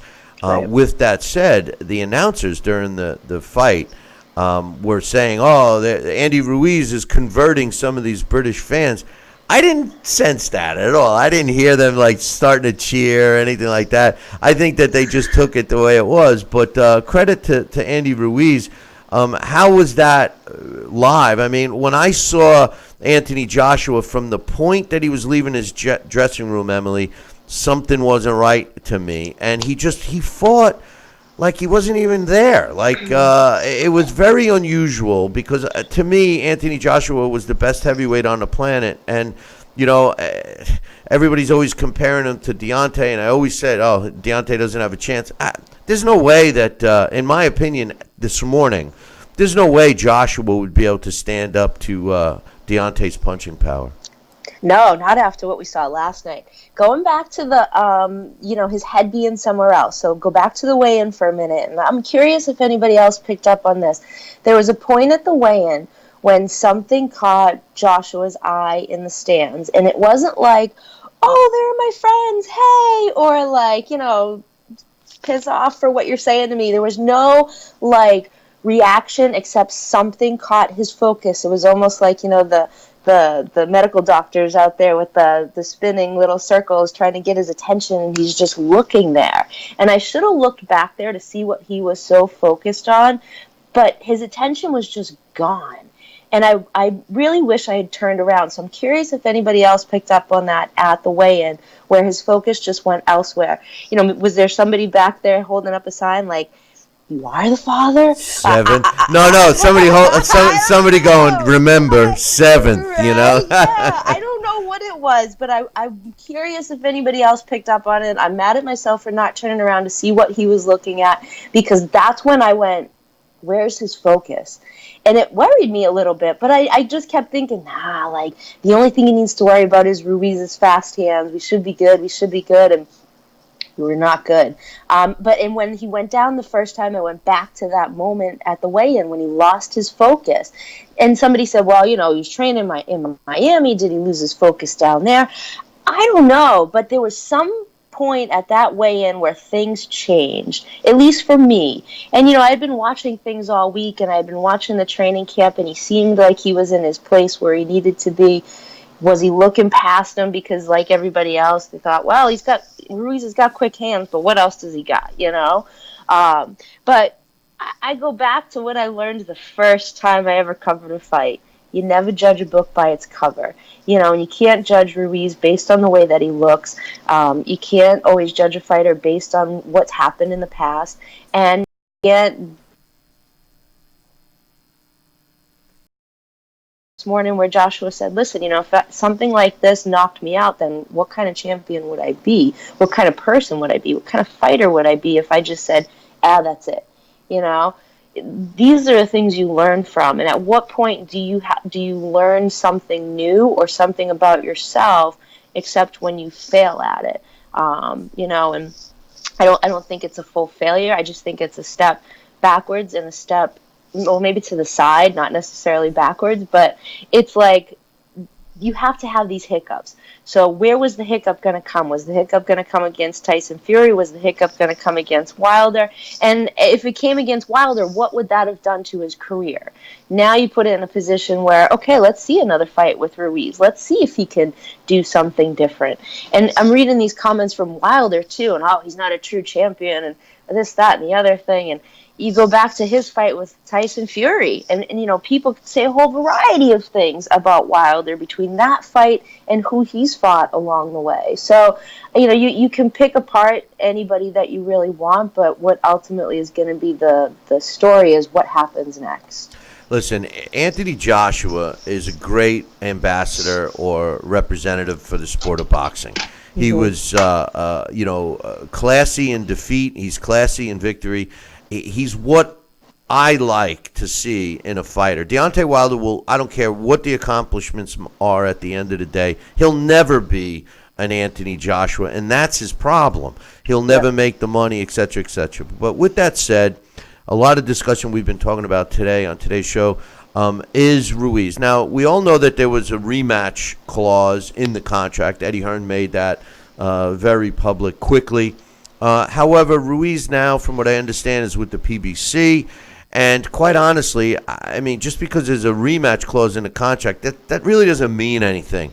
I'm nervous, Emily, that Ruiz is not going to, even though financially it makes the sense for him to go to England and get a cash out, win, lose, or draw. He's got life-changing money waiting for him, something that Deontay and AJ have passed up on by not fighting each other. I'm sure they're both regretting going into the ring, both undefeated and possibly making $100 million. But assuming that my Nostradamus prediction, which is Ruiz will be going to fight Deontay Wilder next, whether Wilder actually goes through with the Ortiz fight or not, we'll see.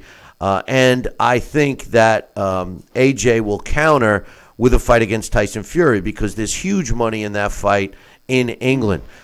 The moral of my question is this. Is Andy Ruiz going to honor the rematch, or do you think he's going to go in another direction? And will that start to break up all those belts?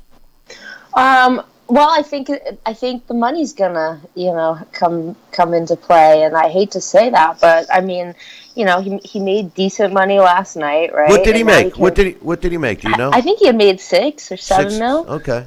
I mean, where was he gonna get that? And so now you come down to it. You're signed with the PBC. So what happens? Who are they gonna want to do business with? Who are they not gonna do business with? Who is willing to put up money?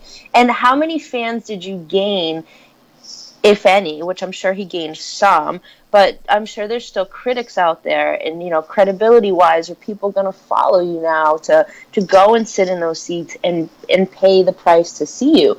The thing about Joshua is he could have fought a tick in there, and people were going to pay to see him fight. Now, granted, the fight fan wanted to see a good fight, and I commend Matchroom for doing what they did and what have you, because they could have grabbed just anybody.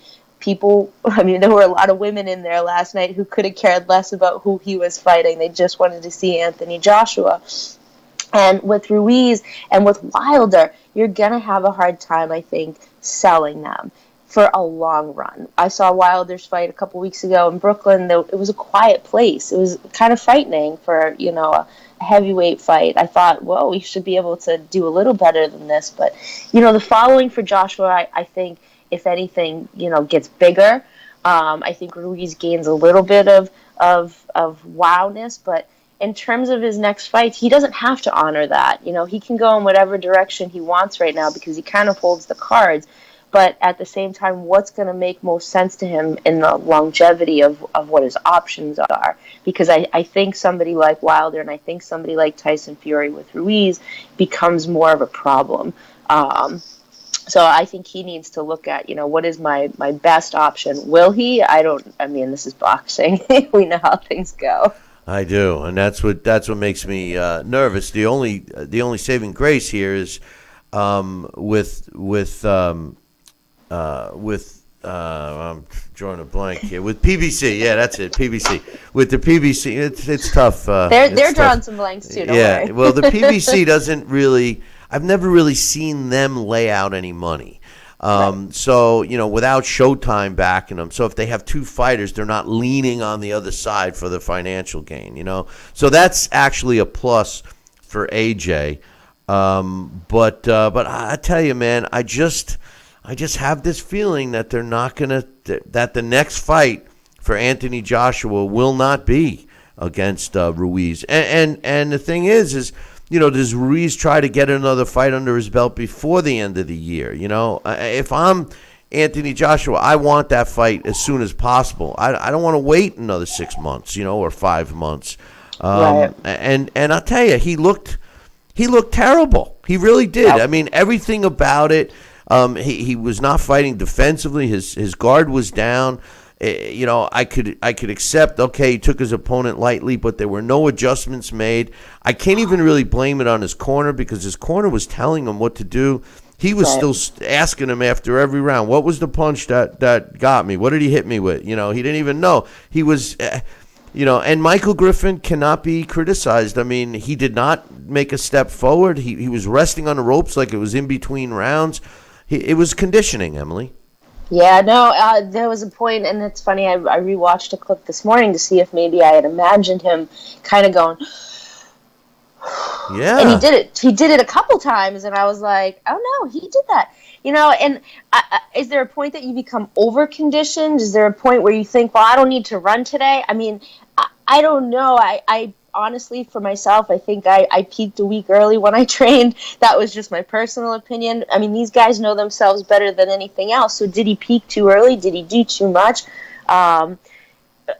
There were a lot of changes for this camp. You camped in Florida for part of this camp.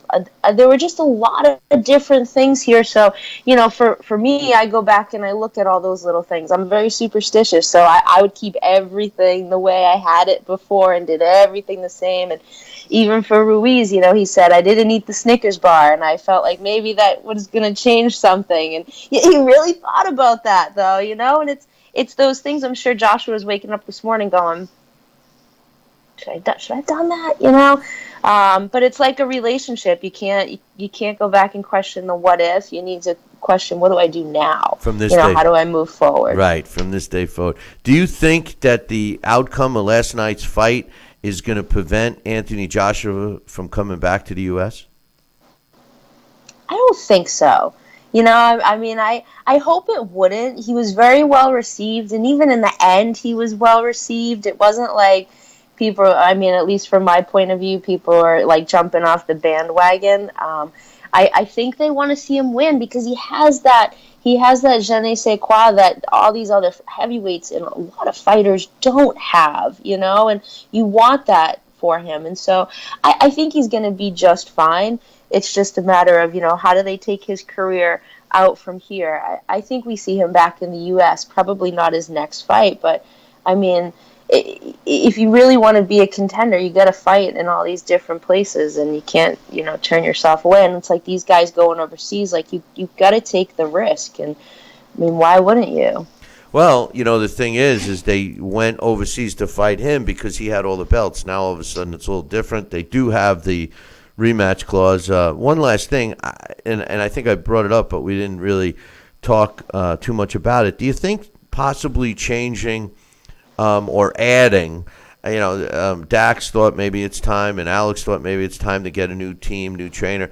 I'm not so sure if I'm part of Team Joshua that I would go that route, but the one thing I would consider is maybe getting a specialist in terms of nutritional training and you know, so he doesn't run out of gas. You know, it seems to me that he's going to the game with not a full tank, or he's using up all his fuel too quickly. I mean, all during the fight, the commentators kept making comments like, oh, well, look at the physique. Anthony Joshua was in such great shape. He's in much better shape. And then as it turns out, not so much. You know, Ruiz seemed like he was in better shape. And the other thing, too, is the scoring. I got news for you. I only gave Anthony and nobody's a bigger fan of Anthony Joshua than me. I only gave him one round. You know, I can't believe that one of the judges actually had him up. Yeah, I mean, that's crazy, right? Yeah, I thought the same thing. You know, I wobbled between one other round, too, for Joshua. But I had him one round, and again, one was wobbly. But, yeah, I don't know how they saw him up. But, yeah, he does need to reevaluate something in his I don't know if it's his endurance training or if it's nutrition, because I watch all these videos of him and who he's working with and what he's eating, and you know, I'm like, where's your cheat day? You know, and maybe he needs that cheat day in there. I don't know. I think every person has to have that one day where they have something, but I don't know what it is, but he needs to reevaluate. I don't think you get rid of your entire team because, like you said, your corner was telling you what to do. Your corner was telling you what was going on, so you have things right there. Strength and conditioning never seemed to be an issue before, so where did things fall off, or where were things different that, you know, was he not doing the road work? Was he only on the treadmill? Like, what was the deal? What was different? And those things need to be readjusted. Yeah, something, man. There's obviously something. I hope the one thing I do appreciate from Anthony Joshua and his team, they didn't make excuses. You know, I mean, it is what it is, you know, and that's, you know, I can't stand when they start off, listen, I don't want to make an excuse, but, you know, I hurt my finger in training. You know, and it's like, oh, here comes the excuses. But it's going to be interesting to see. Quick question. You going to be covering Triple G next week? I will not. I will be covering that from the comforts of my home. Finally, you get a break. Look at it like that. 1 week off. There you go. Well, that's what we'll be talking about next week. And I know he was in attendance for the fight last night, but it's going to be interesting to see how he comes back after being out of the ring a little bit. And I'll be looking forward to that. You're going to join us, of course, right? For sure. I can't wait. Sounds good. Emily, thanks for taking the time. I know you had a late night, and we'll be looking forward to a refreshed Emily Harney next week. Hey, great shots, by the way. I saw the whole layout of all the shots for the fight, and, of course, the weigh-in shots, too, man. Great job, as usual. Thank you. And if anybody noticed his unfocusedness at the weigh-in, let me know. I'm curious if anybody else picked up on that. Great point. And if you get any feedback, let us know. I will, absolutely. Thanks, guys. Emily, I'll talk to you soon. That's Emily Harney, and she was ringside, boxing's best photographer. Interesting point she makes about the weigh-in. Seeing a fighter lose focus, did what she noticed carry through. He clearly looked like something was up, man. He clearly looked like something was up. But a couple of emails real quick.